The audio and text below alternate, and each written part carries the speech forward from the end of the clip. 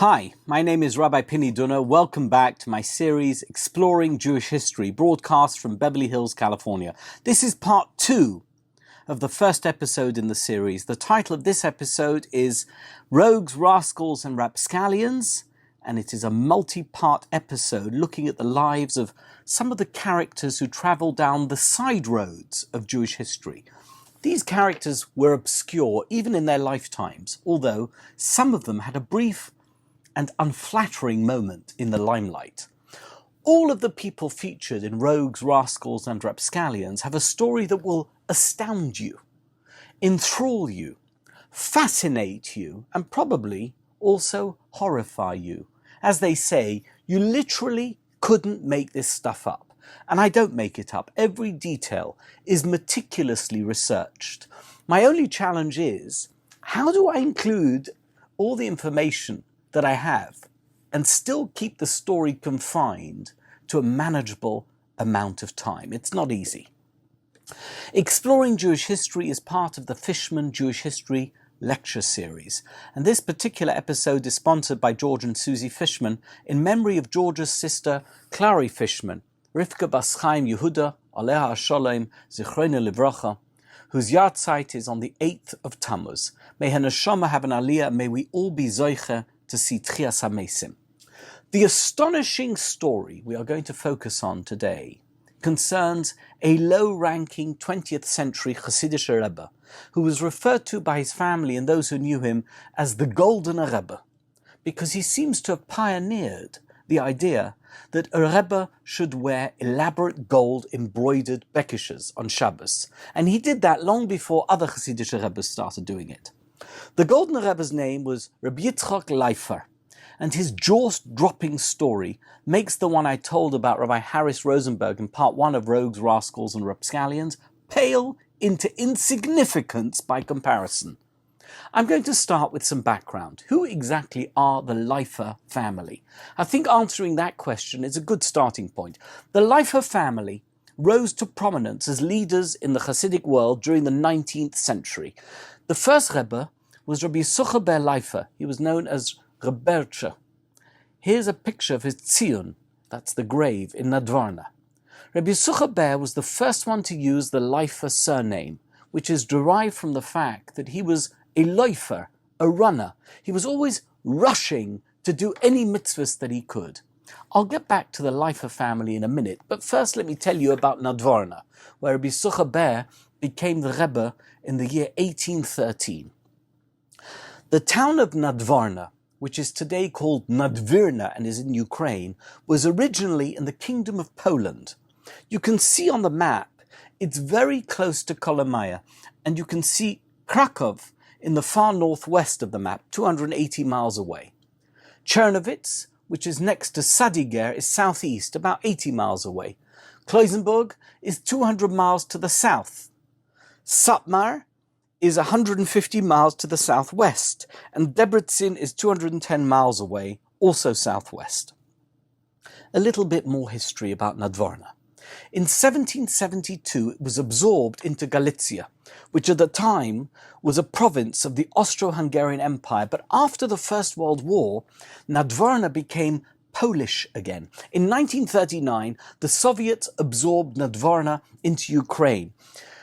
Then the Nazis invaded Ukraine in 1941 and took it away from the Soviet Union. In 1945, after the Second World War was over, Nadvorna was returned to the Soviet Union, and then, after the breakup of the Soviet Union in 1991, it became a town in independent Ukraine. Quite a journey for a small town, I think you'll agree, but not at all uncommon for towns in that region.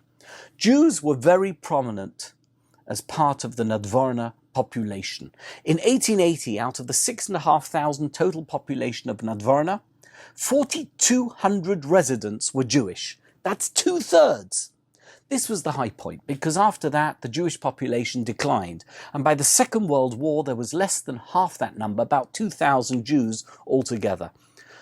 The Nadvorna Hasidic dynasty, which began with Rabbi Yitzchak didn't emerge out of nowhere. It came from very distinguished origins. Rabbi Yitzchak father was Rabbi Yitzchak Kalisha, a grandson of the first Reb Meir Premishlana, Reb Meir HaGodel as he's known. Here's a picture of Reb Meir HaGodel's matzeva in the Beis Olam in Premishlan. By the way, Rabbi Yitzchak Leifer being descended from Reb Meir HaGodel of Premishlan, of course, means that my own family is distantly related to the Nadvorna dynasty, as my wife Sabine is a Premishlana Enikel. Rabbi Yitzchak died prematurely in 1848. He got caught up in the cholera epidemic that gripped the area in and around Nadvorna. Legend has it that once he died, all the cholera deaths in Nadvorna stopped, and everyone believed that his passing was penance, and it was the reason everyone else escaped the fatal clutches of the epidemic. He was 58 years old. Rabbi Yitzchak son, Reb Mordechai, was by far the most prominent of all his children, revered and respected not just by Hasidim, but also by rebbes such as Rabbi Yisrael of Rizhin and Reb Chaim of Sanz. Initially, Reb Mordechai lived in Nadvorna, but later he moved to Chust, and then in 1870 he moved to Bushtina, about 100 miles southwest of Nadvorna. He authored a number of Sfarim, the most famous of which is called Ma'amar Mordechai, which includes a section called Sisrei Torah, which is the collected Divrei Torah of his father, Rabbi Yitzchak. Reb Mordechai had 8 children altogether, 6 sons and 2 daughters. One of his daughters died in childhood, but his other daughter married a Rebbe, Rabbi Abram Yosef Igra of Shilin, although they later divorced as they hadn't had children. All of Reb Mordechai's 6 sons became Rebbes in their own right. Reb Mordechai, who was involved in a succession fight with his brother in Nadvorna when Rabbi Yitzchak died, apparently said that any of his children and descendants who want to call themselves Nadvorna Rebbe and create their own Hasidus could do so, and they didn't need to wait until the previous generation of Rebbes had died off. One of Reb Mordechai's sons was Rabbi Yosef Leifer, his youngest son in fact. He was born in 1858 and he died in 1927. After trying his luck as a Nadvorna Rebbe in various places, including Debrecen, he eventually became the Nadvorna Rebbe of Nyíregyháza, Hungary. In Hungarian, the name is Nyíregyháza. There were a few hundred Orthodox families in Nyíregyháza, and Rabbi Yosef became the local Hasidic Rebbe. Rabbi Yosef had 3 sons and 1 daughter. His daughter Gittel married Rabbi Yisrael Isaacson, the Ramana Rebbe's son, who added Leifer to his last name, but they had no children. Their nephew, Rabbi Chil Yehuda Isaacson, was married to the Berach Moshe of Satmar's sister and was one of the main founders of the Haredi community in Los Angeles. As I said, Rabbi Yosef had 3 sons. 2 of them, Rabbi Yaakov Leifer and Rabbi Moshe Menachem, who changed his last name to Laufer, became Nadvorna Rebbes in Debrecen, where their father had lived for a time and where he had some Chassidim. Rabbi Yosef's 3rd son was Rabbi Yitzchak. Rabbi Yitzchak was born in 1893, and he seems to have struggled to find a role for himself as a Nadvorna Rebbe in Europe. The Rebbe market appears to have been quite saturated, and in particular, by this time, it seems there was no shortage of Nadvorna Rebbes in Hungary and Romania. Rabbi Yitzchak also seems to have found it quite hard to find a suitable wife, which meant a wife from a good Rebbeische family. In the end, he married his first cousin Gittel, who was the daughter of Rabbi Yitzchak Leifer, his uncle, one of Rabbi Yosef's older brothers. Truthfully, his marriage to Gittel is a bit of a mystery. Firstly, she was exactly 5 years older than him. She was born January 19th, 1888, and he was born January 19th, 1893. Secondly, and this is really strange, Gittel had already been married to a man called Shlomo Bergman, with whom she had 4 children. Shlomo Bergman was the son of Bavrom Tzvi Bergman, the Rav of Yassinia in Marmarosh, but Shlomo Bergman wasn't a rabbi or rebbe. Sadly, he died young in 1916, and he left Gittel with the children and no means of supporting them. I expect when Gittel struggled to find a second husband, Rabbi Yitzchak came into the frame as an obvious candidate. He was an eligible bachelor. Actually, he was getting quite old to be an unmarried Hasidic Rebbe's son. He was also a relative. He was charming and charismatic, and everyone hoped and believed that if he got married and settled down, he had a good future ahead of him. Rabbi Yitzchak was 28 when they got married, and Gittler was 33. She was no doubt glad to have a husband, but I can't imagine what he was thinking or why he felt compelled to marry a woman 5 years older than him, with 4 children, even if she was his cousin. But he did, and now he had to provide for them, and they quickly began having children of their own together as well. All of a sudden, an idea came up. Let's move to America. Gittler had an older brother called Rabbi Leifer, who came to America in 1922 and set himself up as the Nadvorna Rebbe of Cleveland. He very quickly became successful as a frontman for bootleggers. I know, it sounds crazy, but as crazy as it sounds, during the period of Prohibition, there was a legal loophole that meant rabbis could legitimately produce wine for religious purposes, and there were quite a few rabbis and rebbes who used this loophole to make money. And Rabbi Leifer of Cleveland, the Clevelander Rebbe, Gittler's brother, was one of them. Unfortunately for him, after the 21st Amendment was passed in 1933, which meant prohibition was repealed and alcohol was legal again, the Clevelander Rebbe's lucrative sacramental wine bootlegging business dried up, and he moved to Brooklyn. In 1937, he moved to Los Angeles for health reasons. He died in LA in 1941, and he's buried there. I've been to his kibbutz several times. It cannot be a coincidence that Rabbi Yitzchak Leifer came to America in the same year as his brother-in-law, Reb Meir. It was probably planned that way, and they were far from the only ones with this plan. During the early to mid-1920s, many rabbis and rebbes who were struggling in Europe decided to emigrate to the United States. In fact, another one of Gittler's brothers, this one a half-brother, Rabbi Yosef Leifer, came to America in 1924 and set himself up as the Nadvorna Rebbe of Pittsburgh. And to this day, the Pittsburgher dynasty and Hasidus continues to thrive, although today the Hasidus is based in Israel, not in Pittsburgh, Pennsylvania. But let's get back to Rabbi Yitzchak Leifer. He arrived at Ellis Island on March 27, 1922. Here is a picture of his certificate of arrival, and as you can see on the certificate, his official name for legal purposes was Yitzchak Leifer. The New York Jewish community welcomed Rabbi Yitzchak with open arms. He was feted as the grandson of Reb Mordechai of Nadvorna. And just to give you one example, here you can see an advert promoting a Shabbos weekend in Harlem featuring Rabbi Yitzchak. You can see that they call him Rabbi Yitzchak. And the ad says that there's going to be a Tish on Friday night, another one on Shabbos afternoon for Shalosh Shudas, and another one on Motzei Shabbos for Melava Malka. And this scene was repeated in many other places.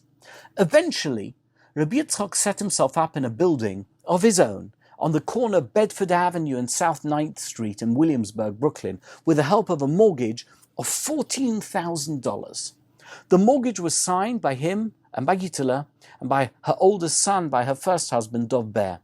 The acquisition of the building meant Rabbi Yitzchak had made it in America. He had his own shul at the center of a very Jewish neighborhood. In June 1929, Gittler's oldest daughter, Rivka Reisel, also known as Rosa, got married to a Chassidische Meyuchas, Rabbi Yitzchak Isaac Langner, and the wedding was widely reported in all the newspapers. "Wed in ancient costumes," read the headline in one newspaper. "An unusual wedding," was another newspaper's headline. And according to the reports, thousands of Brooklyn Jews gathered around Rabbi Yitzchak's shul at 135 South 9th Street. According to one newspaper report, the bride was carefully veiled, following the old Orthodox Jewish custom, and the groom wore the rabbinical dress of the old Hebraic scholars. Rivka Reisel's groom, the Chosen, Rabbi Yitzchak Isaac Langner, that's a photo for him in later life, was the son of the Stretiner Rebbe of Toronto, Reb Moshe Langner. Sadly, his marriage to Rivka Reisel didn't last very long, and the couple later got divorced. They both remarried. Rabbi Yitzchak Isaac married a girl from Toronto called Dina Brucha Zilberstein, but they never had children. He was actually a real ascetic. I mean, he was the real thing. He barely ate. He spent most of the day, we're talking every day, davening, and he was thought of as being very spiritual and unworldly.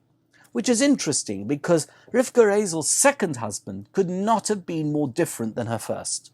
Her second husband's name was Meir Rosenbaum. He was actually her second cousin, the son of Rabbi Somar, the Krechnev Nadvorna Rebbe of Israel. Krechnev is a branch of the Nadvorna dynasty, although for some reason the founding Rebbe, Reb Meir, changed his last name from Leifer to Rosenbaum. I know, it's confusing. Bottom line, Rabbi Somar Rosenbaum, Meir's father, was a first cousin to both Rabbi Yitzchak Leifer and his wife Gitela, because Rabbi Somar's father, Reb Meir, was the son of Reb Mordechai of Nadvorna, which meant he was the brother of both Rabbi Yitzchak's father and Gitela's father. Sometimes, when it comes to Chassidish mishpachology, it's hard to keep up. Everyone is related to everyone else. Anyway, the marriage took place in Czernowitz in Europe in 1936, and according to the newspaper report, 10,000 Hasidim attended the wedding. Now, as you saw in the photo, Meir Rosenbaum was much more modern in appearance than the rest of his family, including his in-laws. Here's a photo of him with his father and brothers at his nephew's wedding. One brother was the Zutschke Rebbe. The other brother was the Stroznitzer Rebbe. His nephew, the Chosn in the photo, became the Clevelander Rebbe.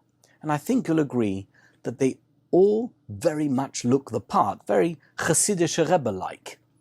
But you can see that Meir is sitting on the end there, on the right, dressed in a light suit and hat, with a goatee beard and no payas. He looks totally different to his father, brothers and nephew. And of course, he looked very different when we compare him to Rivka Reisel's first husband, Rabbi Yitzchak Isaac Langner. The reason Rabbi Meir Rosenbaum was so different to his family is because he studied at Chevron Yeshiva, a Litvish yeshiva, the branch of Slobodka that moved to Eretz Yisrael in 1924. And he got smicha there.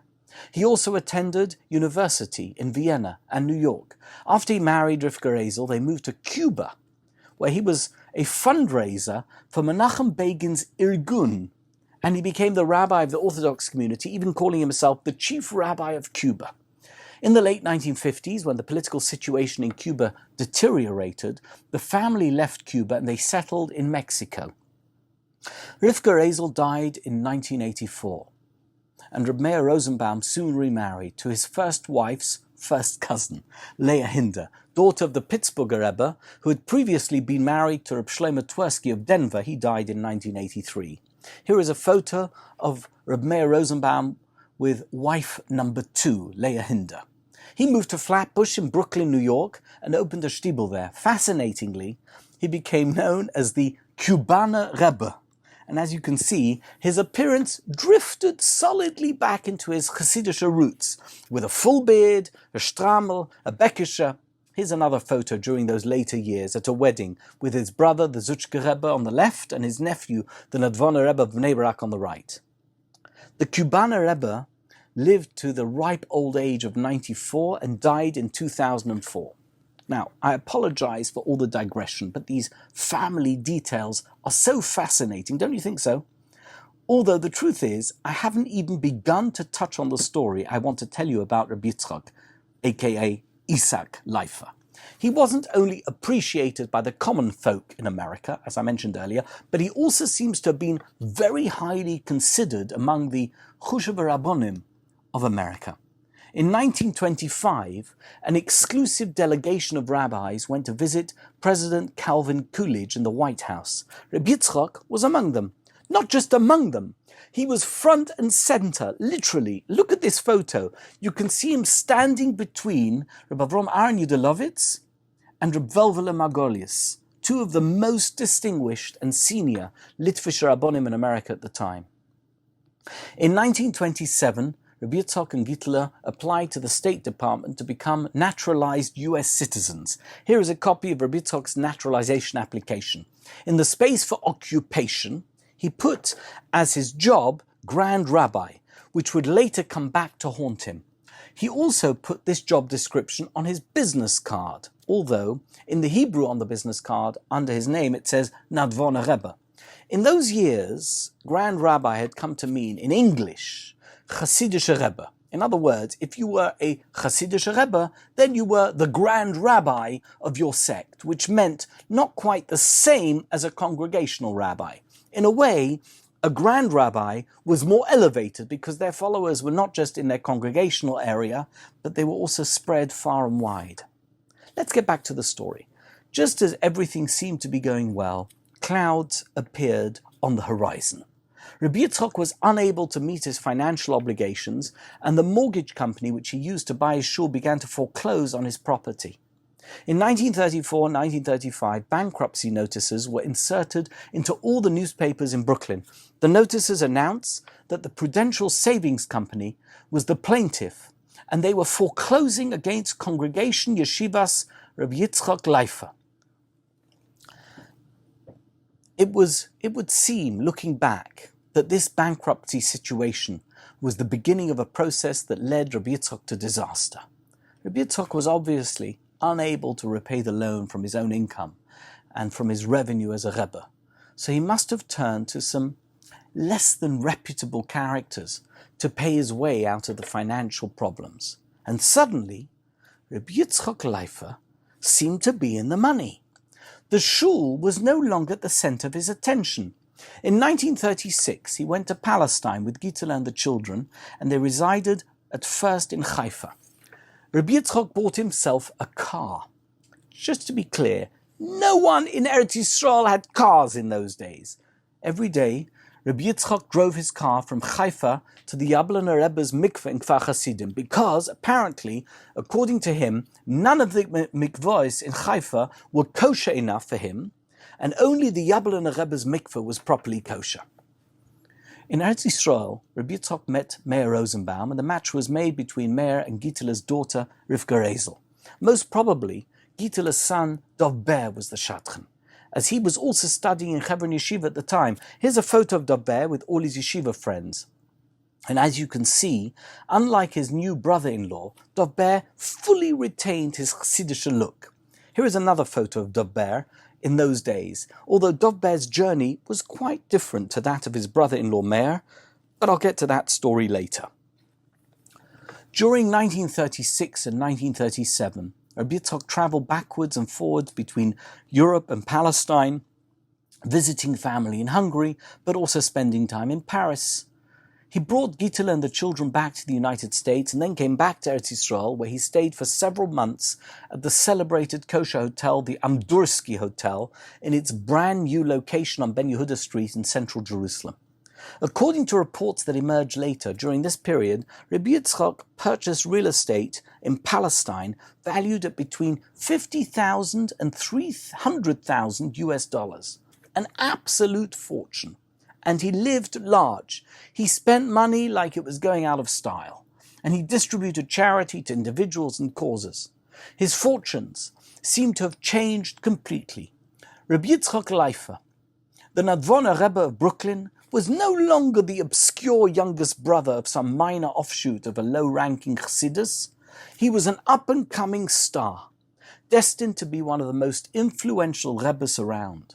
And then it all came crashing down, literally tumbling down. The whole house of cards collapsed. It was one of the most dramatic, jaw-dropping Jewish news stories of 1938, and it dominated the media for months. On July 25th, 1938, every newspaper in France carried the story. Le grand rabbin de Brooklyn trafiquait l'héroïne, which translates, the chief rabbi of Brooklyn trafficked heroin. Apparently, following a tip-off, the French police had arrested Rabbi Yitzchak, together with a young, clean-shaven man called Hermann Gottdiener, who was a resident of Paris, and between them, when they were arrested, they had on them 22 packets of powdered heroin, apparently worth 600,000 French francs, an eye-watering amount of money. I think you'll agree. 600,000 francs was worth $114,000 then, which is $2,365,000 today.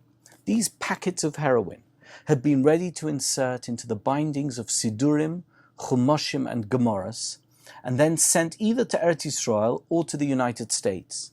And apparently the smuggling operation had been going on for some time. It was later reported that catching the drug criminals in the act had been planned for months, in a rare case of close cooperation between the French and American police.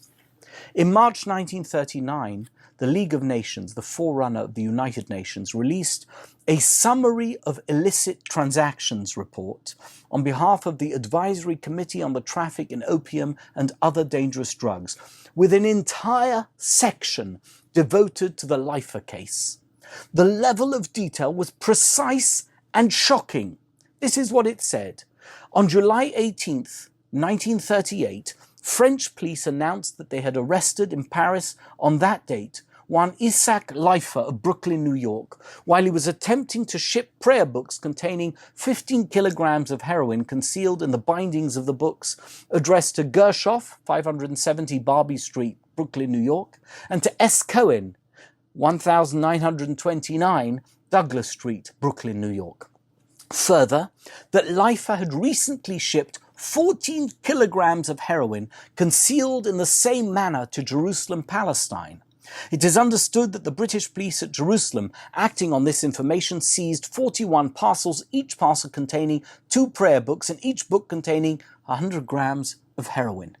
The police further ascertained that 22 parcels of prayer books had been shipped to New York on July 20th, 1938. 11 of these packages were addressed to S. Cohen at the address given above, and 11 to M. Gershoff for D. Bernstein at the Barbie Street address. The shipment of 22 parcels of books arrived at New York on August 5th, 1938. It was first carefully examined for fingerprints without result. On August 6, 1938, further examination of the books, 44 in number, disclosed that each contained 2 glazed paper packages of heroin, each package containing approximately 57 grams of that drug. A few days after the arrest was reported in the press, an internal memorandum between the U.S. State Department and the U.S. Customs Service Agency articulated how the Leifer case had been meticulously investigated by John W. Bulkley of the U.S. Customs Service Agency, and what he revealed in the memo was absolutely astonishing.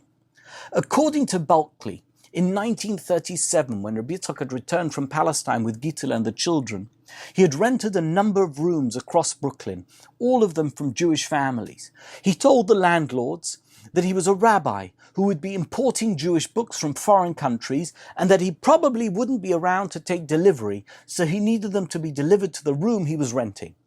Within weeks after renting the rooms, books started to arrive. The landlords were instructed to either keep the books while Rabbi Yitzchak was away and hold them for him until either he came back for them, or his wife would come and collect them. None of the rooms were ever used for anything except as a receiving address for books. Sometimes there were so many books that needed to be collected in a single location that Gittel needed to use a taxi to take them all away. On one occasion, Rabbi Yitzchak's 10-year-old son Yosef came for the books, but he was not strong enough to take the whole consignment away on his own. Gittel had been brought in for questioning, and she admitted that she had collected the books, but she said that she had no idea that they contained drugs. This is more than likely the truth. Everyone in this horrible story was a patsy, and in a minute I will tell you about the Moiches Sforim in Yerushalayim, in Jerusalem, whose life was turned upside down as a result of his involvement. Now, you remember Rabbi Yitzchak's choice of words in his job definition, Grand Rabbi, Grand Rabbin. It turned out to be devastating, because in French, Grand Rabbin, Grand Rabbi, means chief rabbi. And suddenly it appeared as if Rabbi Yitzchak was falsely claiming to be the chief rabbi of Brooklyn on his business card. It seems like a minor detail, but it resulted in the case getting much more attention.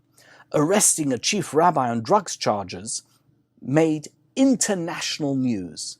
A telegram to the U.S. State Department revealed that the prominent Jews of France had felt the need to dissociate themselves from Rabbi Yitzchak, and they complained to the US Embassy that he was being referred to by the Americans as a chief rabbi, grand rabbi, because he said he was a grand rabbi, and that meant chief rabbi in France. Confusion reigned. Pictures of Rabbi Yitzchak were in every newspaper. He was shown with his long beard and Hasidic hat and velvet-collared long coat. There was just no escaping the story. On July 28th, Rabbi Yitzchak was brought up in front of a magistrate. He vehemently denied, when he was questioned, that he had any knowledge that the white powder in the packets he was shipping to New York was heroin. He was also grilled about the fact that he called himself Grand Rabbi. "Are you an ordained rabbi?" the magistrate asked him. Rabbi Yitzchak answered that he was entitled to be called Grand Rabbi because, as he put it, "I'm the son and grandson of a rabbi." Rabbi Yitzchak also told the magistrates that he had been set up by a man called Jacob in New York, and it was this Jacob fellow who had given him instructions on shipping the books to New York, telling him exactly what he should do. Rabbi Yitzchak denied that he knew the book bindings contained heroin. Meanwhile, it turned out that the bookbinder was a simple Polish Jew who lived in Paris called Avrohom Kantorowicz, and he was the one who had expertly hollowed out the bindings and inserted the packets with the drugs inside. The story he told the magistrate was that he'd been informed by Rabbi Yitzchak that the powder he was putting into the bindings was ground up sand from Eretz Yisrael, and that inserting it into the binding would make the books more holy. Kantorowicz said he never questioned what he was doing, and he just did what the Rebbe, Rabbi Yitzchak, had asked him to do. Within days, the story hit the American press. The headline in one newspaper read, "Drugs discovered in prayer book." In another newspaper, the headline read, "Drugs concealed in prayer book." The article under that headline contained an image of the sefer with the binding peeled back, showing the hollowed-out card with the drug packet inside. It also showed a profile mugshot photo of Rabbi Yitzchak with his yarmulke off. The nightmare only got worse. Rabbi Yitzchak wasn't bailed and remained incarcerated in jail. At the beginning of November 1938, Gitela was arrested at her home in 91 Rodney Street in New York. The headline was devastating. "Mother of 6 seized in dope plot." And as you can see, the article included her photo. Another newspaper reported that Gitela had denied the charges and pleaded not guilty at Brooklyn Federal Court to an indictment charging her with conspiring to smuggle large quantities of pure opium into the United States, concealed in the covers of Jewish Bibles. The judge, Robert Alexander Inch, granted Gitela bail of $10,000, which is over $200,000 in today's money. And the trial was set for November 21st, although, as it turned out, the proceedings dragged on for years and she wasn't tried until 1941. At Gitela's arraignment, the U.S. Attorney for New York's Eastern District, Michael F. Walsh, told the court that Rabbi Yitzchak was going to be extradited back to New York for trial, together with Gitela, and that extradition proceedings had already begun. But clearly, these details had not been worked out with the French authorities, and the French had no intention of sending Rabbi Yitzchak to the United States to stand trial. There was also another mystery to be cleared up, especially as it became evident that the drug smuggling operation had not just been going on for half a year, as was originally thought, but for at least 4 years, ever since the bankruptcy proceedings were launched in 1934. And the mystery was this: who was buying the drugs from the Leifers to sell to drug addicts? Was it the shadowy Jacob, who Rabbi Yitzchak had mentioned as the person who had given him instructions on how to smuggle the books with the drugs? Gitela claimed to have no idea who the end customer was, and with extradition going nowhere, the court decided to send James Skilepi, the prosecutor, to question Rabbi Yitzchak in Paris, where he was being held in custody. This decision was reported in the Brooklyn Daily Eagle on January 29, 1939, in an article that once again featured a photo of Gitela. But the idea of finding out who the drug kingpin was in New York went nowhere, and Rabbi Yitzchak gave nothing away to Skilepi. Years later, Rabbi Yitzchak told a family member that the only way he was able to escape unscathed from the horror of his situation after being arrested was to take the fall for the mastermind. And who that mastermind was a secret Rabbi Yitzchak took with him to his grave. The trial in Paris was in June 1939.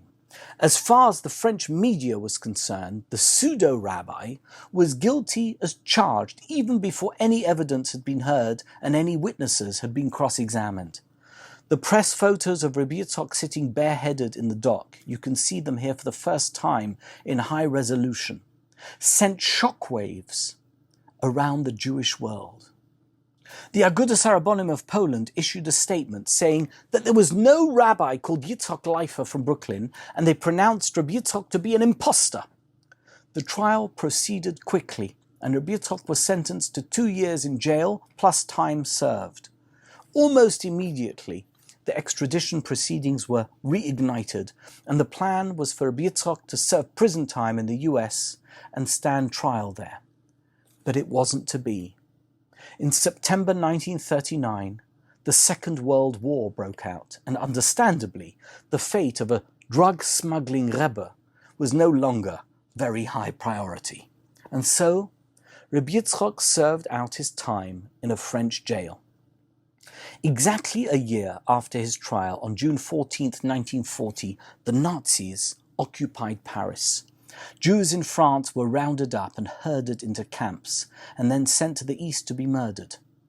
But not Rabbi Yitzchak.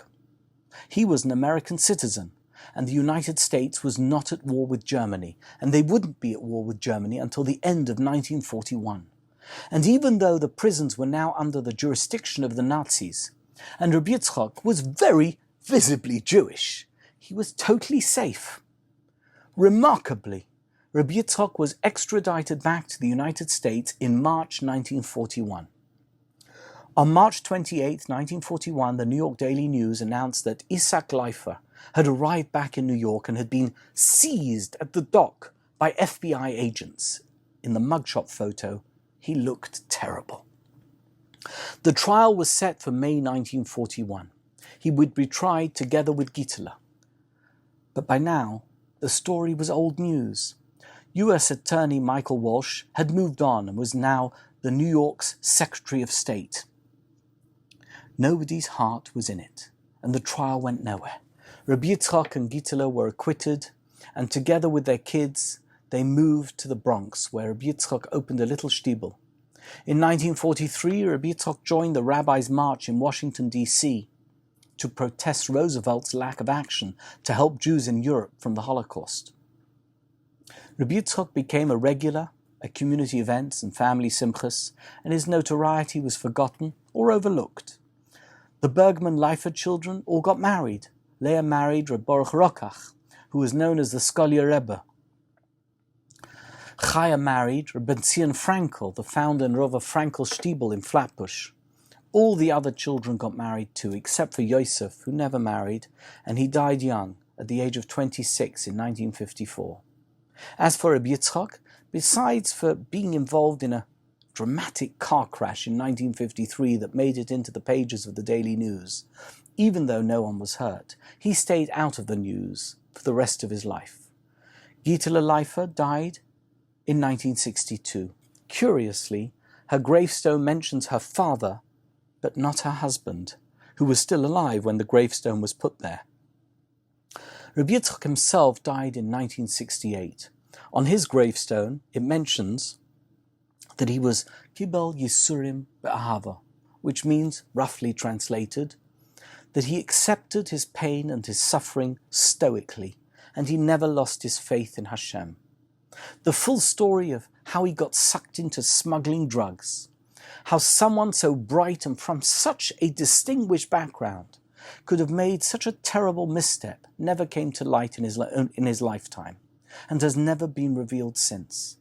And whatever the answer is to that question, Rabbi Yitzchak has many fine upstanding descendants, and his memory continues to be cherished by his family. I have 2 loose ends that I want to focus on before I finish this episode. The first loose end is this. Shortly before the Second World War, Rabbi Yitzchak's stepson, Dov Ber Bergman, who we saw earlier as a Chassidish bocher in Hebron Yeshiva, married Chana Malka, the daughter of Reb Naftali Tzvi Weiss of Bilka, who was the son of the Spinker Rebbe and was killed in Auschwitz in 1944. This photo of Reb Naftali Tzvi was discovered in the so-called Auschwitz album, which you can research online. It's a fascinating collection of photographs of Jews in Auschwitz discovered shortly after Auschwitz was liberated. Dov Ber Bergman is better remembered as Rabbi Bernard Bergman, particularly because of his brush with the law over nursing home Medicaid fraud, which made the headlines in the mid-1970s. Bernard Bergman was a brilliant businessman, and he was also a community leader and philanthropist, very active in Mizrahi. The point I want to raise is this. One of the first nursing homes in the Bergman nursing home business, a business that was valued in 1975 at $24 million, was called the Mosholu Parkway Nursing Home in the Bronx, and it opened in 1957. What is interesting is that the application for the City Building Department approval of plans for the construction of the 176-bed home was filed on July 17, 1956, on behalf of Mosholu Parkway Realty Company Incorporated by none other than Rabbi Yitzchak Leifer, president of the company, and his daughter Yetta Leifer as the company secretary, both living at 1658 Townsend Avenue in the Bronx. And even though the New York Times picked up on this nugget of information, they never made the connection between Bergman's stepfather and the pre-war notorious drug smuggler. In 1976, Bernard Bergman was sentenced to 4 months in prison, but in the end, his plea bargain deal was rejected, and he actually spent 8 months in jail and also paid a $1.4 million fine. He died in 1984. The second loose end I want to address is also very interesting. I discovered online the original file compiled by the British police in Palestine beginning in 1938. This is it. I've printed it all off. I'm holding a copy in my hands. Hundreds of pages of information, and it is information that no one has researched before. The file contains the exact details of the logistics of the drug smuggling. And here it is. There was a young Breslover Chassid in Yerushalayim called Rabbi Yom Tov Zlotnik. He came from a Litvisher family, but he became Breslov. Zlotnik was a wine and liquor dealer in Shari Chesed in Yerushalayim. One day, he was approached by a distinguished-looking man, Rabbi Yitzchak Leifer, who asked Zlotnik to supply him with unbound Gemaras and send them to Paris, where they could be bound, and then they would be bound in a beautiful European binding, and then the Gemaras would be sent back to Palestine, and then Zlotnik should send them to the addresses in New York, which Rabbi Yitzchak gave him. For this work, Zlotnik would be handsomely rewarded. Imagine Zlotnik's surprise when he heard that a man called Leifer had been arrested in Paris for smuggling drugs in the bindings of books. The arrest was widely reported in the newspapers in Palestine at the time of the arrest. See here, for example, the report in Haaretz. Zlotnik was mortified. He immediately went to the British-led Palestine police force and confessed everything he knew. He informed the police that he had recently prepared a bunch of parcels, each of them with 2 Gemaras that had been bound by a bookbinder in Paris. The police opened them, and sure enough, hey presto, the drugs were inside the bindings. Zlotnik was promptly arrested and put into custody without bail. Zlotnik was suffering from degenerative tuberculosis of the lungs, and the anxiety made things worse. He was made to suffer a number of difficult interrogations. Meanwhile, his family ran around for help. Many people wrote letters to say that Zlotnik was innocent, including the Rav of the Haredi community in Yerushalayim, Rav Yosef Tzvi Dushinsky. All the letters are in this file. It took 3 months. 3 months! But eventually, Zlotnik was freed without charge. He died from his illness in 1943 at the age of just 34. The drug smuggling episode had broken him, and then news of the Holocaust totally destroyed his will to live. Here is a picture of his grave. Yom Tov Zlotnik had two very distinguished sons-in-law. One was Rabbi Yisrael Aaron Kopshitz, who was the Rosh Hashiva in Torah Or in Mattersdorf. He died in 2020. Another one was an extremely interesting man. He was one of the first Haredim to come up with a form of Haredi Zionism. That's the only way I can describe it. And his name was Rabbi Yitzchak Leifer. Rav Zilberman created a community of followers of the Gra in the old city of Jerusalem, and his influence is still felt to this day. As a matter of interest, Rav Zilberman despised Chassidus and Chassidim, and now that I know what happened to his father-in-law and why, perhaps it wasn't just theology that drove him in that direction. I want to end with one more piece from the Palestine police file. It would appear that it wasn't just the Americans who wanted to put Rabbi Yitzchak Leifer on trial. The British police in Palestine wanted to do it as well. The problem was they couldn't get their hands on him, and after the Second World War began, they didn't even know where he was. For example, on August 3rd, 1942, in this letter, they wrote that no further information is to hand regarding this absconded offender. He was last heard of in France in 1939 when the French police were investigating his activities. Then, in 1943, as the war raged around them, they somehow discovered that Rabbi Yitzchak Leifer was in New York. In this letter, dated March 1st, 1943, it says, "Subject is currently residing at 9 Rodney Street in Brooklyn, New York," which was actually the wrong address, but whatever. I mean, obviously nothing happened anyway, and not even once the war was over. By 1947, the wind was out of the sails, even for the British police who were on his tail. In a 1947 letter dated January 17th, the direction was clear.